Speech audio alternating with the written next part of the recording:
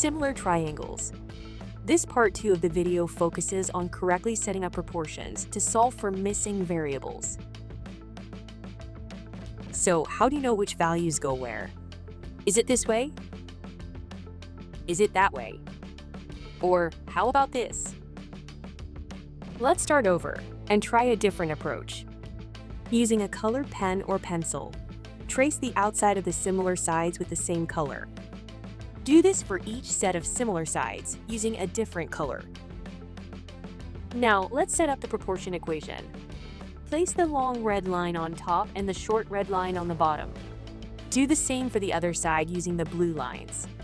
Let's call this format the upside-down hat. When using the upside-down hat format, the lines can be placed anywhere as long as they follow the pattern. Another option is to stack the short lines on one side of the equal sign and the long lines on the other side. No matter the choice, the results will be the same. So let's put this into practice. We'll use the short line stack format. This means whenever we see a short blue line, we will replace it with 15. Long blue will be replaced with the unknown.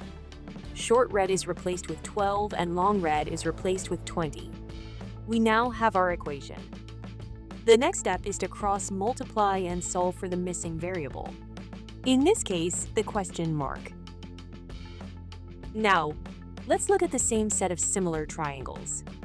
However, this time we're going to use a different format for the red and blue lines.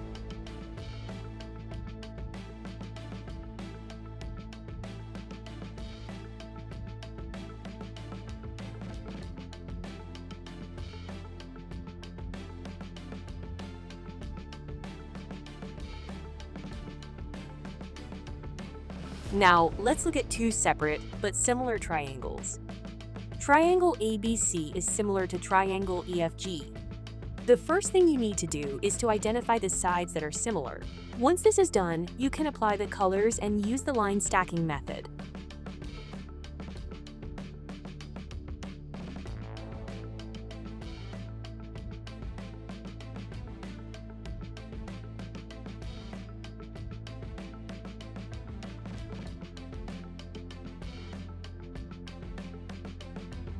And there you have it.